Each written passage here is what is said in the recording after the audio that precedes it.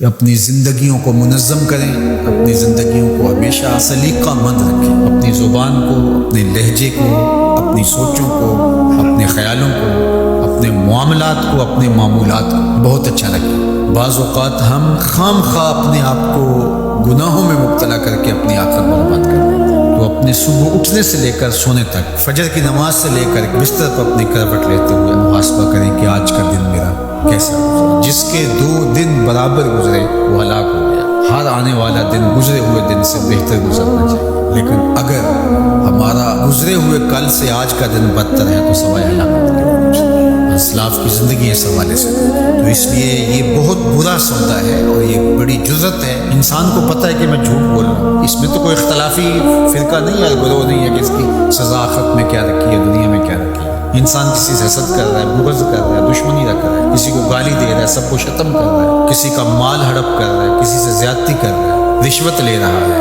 یہ جو کچھ بھی ہماری زندگی میں اس شب و روز کے معمولات ہیں جو ہم کر رہے ہیں، یہ تو کوئی اختلافی مسئلہ نہیں ہے کہ جس کے بارے میں وہ کہا کہ مختلف اقوال ہوں کہ آپ نے اس فرقے پہ اور اس گروہ پہ اور اس مسلک پہ بات کر لی کہ نہیں ہمارے مسلک میں یہ جائز ہے۔ جھوٹ تو ہر مسلک میں ناجائز ہے، ہر الہامی غیر الہامی مذہب میں ناجائز ہے۔ اسی طرح رشوت کھانا، سود کھانا، شراب پینا، نظروں کی ناپاکیزگی اور اپنی زندگی کے جو دیگر امور بد ہیں، اس میں تو کوئی اختلاف نہیں ہے۔ اپنا وقت برباد کرنا، نمازیں چھوڑنا، لوگوں کو ایذا دینا، تکلیفیں دینا، ہمارا دین تو اس قدر حساس ہے لوگوں کے خیال رکھنے کے حوالے سے کہ لہسن اور پیاز کھا کر کے مسجد میں آنے سے روکا گیا ہے کہ تمہارے منہ سے نکلتی ہوئی سمیل کو سن کر کے کسی کو تکلیف نہ ہو، کسی کو اذیت نہ پہنچے۔ وہ اس قدر حساس ہے۔ حضرت انس بن مالک آتے تھے تو چونکہ وہ جنہوں نے حضور کو نہیں دیکھا تھا تو وہ ان کا ہاتھ پکڑ کے چوم لیتے تھے کہ آپ نے حضور کو دیکھا، تو وہ اپنے ہاتھ کو خوشبو لگا کے آتے تھے کہ لوگ میرا ہاتھ حضور کی نسبت سے چومتے ہیں، تو ان کو اس کا احساس ہونا چاہیے۔ یعنی یہاں تک ہمارا دین ہے۔ تو آج میں اور آپ ایک دوسرے کے لیے باعث اذیت جب بن جاتے ہیں،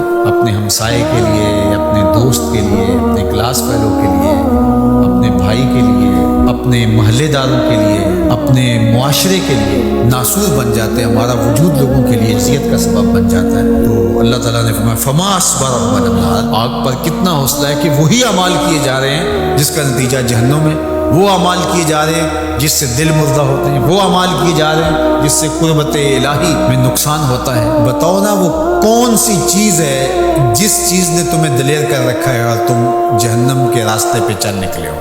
وہ دولت ہے، حسن ہے، جوانی ہے، اقتدار ہے۔ وہ چیز کیا ہے جس چیز پہ تم ناز کر کے اپنے رب سے دور ہو کے جہنم کا ایندھن بننے کے لیے تیار ہو گئے؟ کتنا حوصلہ ہے لوگوں کا، کتنی ڈٹائی سے کہہ دیتے ہیں یہ جہاں مٹھا اگلا کس نے ڈٹا۔ کوئی کہتا کوئی بات نہیں، کر لو جو کرنا، آخرت میں توبہ کر لیں گے۔ توبہ کی امید پر گناہ کا کرنا یا ڈٹائی کے ساتھ گناہ پہ گناہ کیے جانا، اپنی بد اعمالیوں کی کوئی توجیہ کر لینا، مختلف شیطان کے فریب ہیں، مکر ہیں، وہ آپ کو مختلف طرح سے پھانس لیتا ہے، ہم اس کی کوئی توجیہ کر لیتے ہیں، اس کی کوئی صورت گری کر لیتے ہیں۔ مطلب کیا؟ جب اللہ کی کتاب سے ہم انحراف کریں گے تو اللہ توفیقات خیر سلب کر دے گا۔ یہ جو لعنت کا لفظ آپ نے سنا، تو لعنت کا کیا مطلب ہے؟ لعنت کا مطلب ہے کہ رحمتوں سے محروم کر دیا۔